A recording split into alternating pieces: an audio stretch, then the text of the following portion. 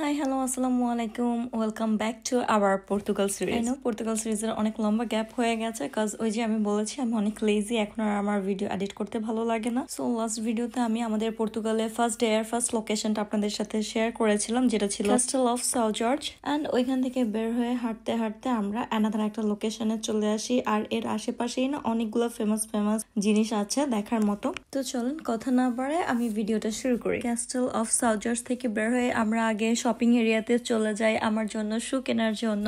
Basically ওই দিন আমি হিল পরে গিয়েছিলাম, আর আগের ভিডিওটাতে আমি মেনশন করেছিলাম যে ওই প্লেসটা অনেক বেশি এবড়ো থেবড়ো। সো আমার পায়ের অবস্থা খুবই খারাপ ছিল, জুতা না কিনলেই হচ্ছিল না। সো ওইখানে আমরা একটা জুতার শপে যাই, আর আমি 4 জোড়া জুতা কিনছি and it was so cheap. অনেক সুন্দর সুন্দর জুতা দেন অনেক বড় একটা দোকান থেকে নিছে, একদম মেইন শপিং এরিয়া যেটা ওইখান থেকে, বাট অনেক বেশি চিপ ছিল কজ তখন ডিসকাউন্টও চলতেছিল।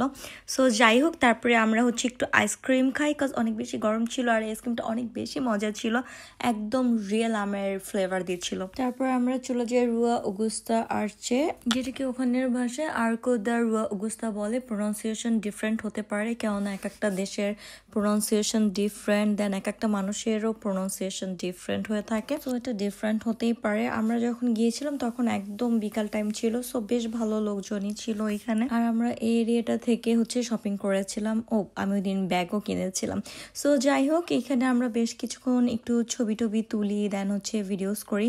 আর ওইবার না আমাদের অনেক বেশি ছবি তোলা হয়েছে কাপল, কজ অন্যান্য বার গেলে যেহেতু আমরা দুইজন থাকি, সো আমারটা তুলে আমি হয়তো বড় দুই একটা তুলি, বাট কাপল ছবিটা আর কি তোলা হয় না। বাট ওইবার যেহেতু সাথে ভাইয়েরা ছিল, সো লাকিলি আমরা অনেকগুলো কাপল পিক তুলতে পারছি।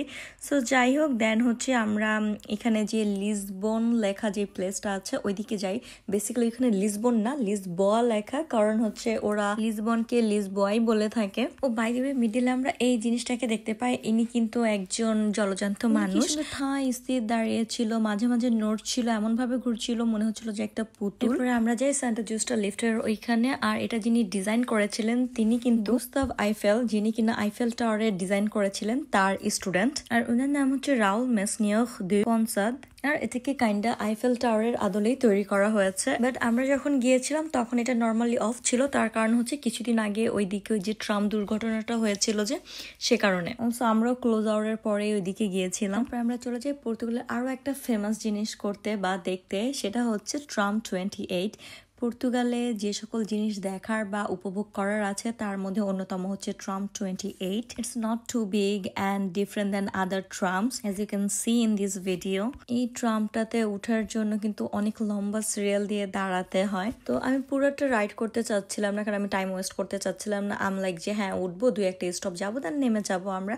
সো সেটাই করেছিলাম। আমরা একটা ট্রাম মিসও করি ইচ্ছা করে, তার কারণ ওইটাতে কোনো সিট ছিল না, আর আমি চাচ্ছিলাম জানালার পাশে বসবো অ্যান্ড দেন আমি এটা এনজয় করবো আর কি। So yes, we did that. And after that আমরা হেঁটে হেঁটে আবার বিচের ওইদিকে চলে যাই। এখানে আমরা বেশ কিছুক্ষণ বসবো, এনজয় করবো। আমরা সাথে খাবারও নিয়ে আসছিলাম আমাদের। নর্মালি মানুষজন যেখানে বসে আমরা একদমই ওই সাইডে বসি নেই, আমরা একটু দূরে গিয়ে বসছিলাম। আর এই প্লেসটা যেখান থেকে যে শিপগুলি ছেড়ে যায় ও ঠিক ওই জায়গাটাতে আর কি আমরা বসেছিলাম, তার একটু পাশেই আর কি। তো এরপরে তো আমরা একটা সারপ্রাইজ পাই, যেটা অলরেডি আমি শেয়ার করেছি, যেটা ছিল একটা ফায়ারওয়ার্কস। অ্যাকচুয়ালি ওইটা একটা রোড শো ছিল 4 দিন কি 5 দিন ব্যাপী, অ্যান্ড লাকিলি আমরা যেদিন গিয়েছিলাম সেদিন থেকে এটা শুরু হয়েছিল।